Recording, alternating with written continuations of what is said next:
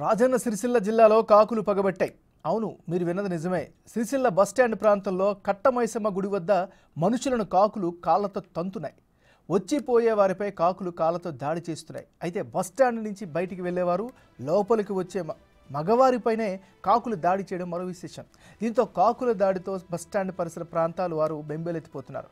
పాదచారులైతే ఎప్పుడు ఏ వైపు నుంచి కాకి వస్తుందోనని ఉలిక్కిపడుతున్నారు.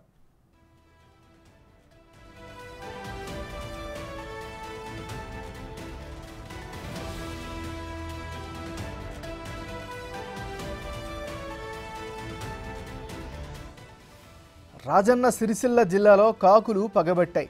అవును, మీరు విన్నది నిజమే. సిరిసిల్ల బస్టాండ్ ప్రాంతంలోని కట్టమైసమ్మ గుడి వద్ద మనుషులను కాకులు కాళ్లతో తంతున్నాయి. వచ్చిపోయే వారిపై కాకులు కాళ్లతో దాడి చేస్తున్నాయి. అయితే బస్టాండ్ నుంచి బయటికి వెళ్లేవారు లోపలికి వచ్చే మగవారిపైనే కాకులు దాడి చేయడం మరో విశేషం. దీంతో కాకుల దాడితో బస్టాండ్ పరిసర ప్రాంతాల వారు బెంబేలెత్తిపోతున్నారు. పాదచారులైతే ఎప్పుడు ఏ వైపు నుంచి కాకి వస్తుందోనని ఉలిక్కిపడుతున్నారు.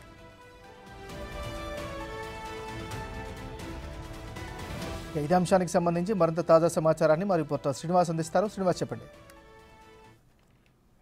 రాజన్న సిరిసిల్ల జిల్లా లోపల కాకులు వింతగా ప్రవర్తిస్తూ ఇటు కేవలం మగవారిపైనే దాడి చేస్తున్నటువంటి పరిస్థితి కనబడుతుంది.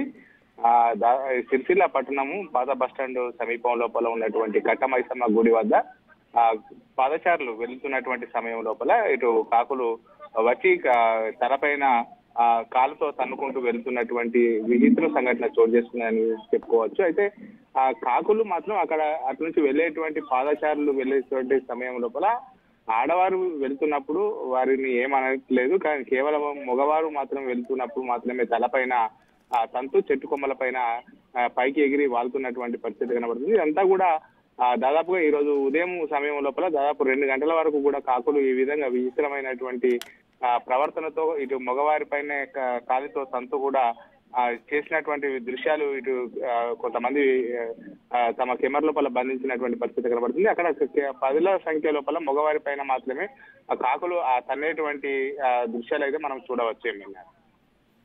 Thank you Srinivas.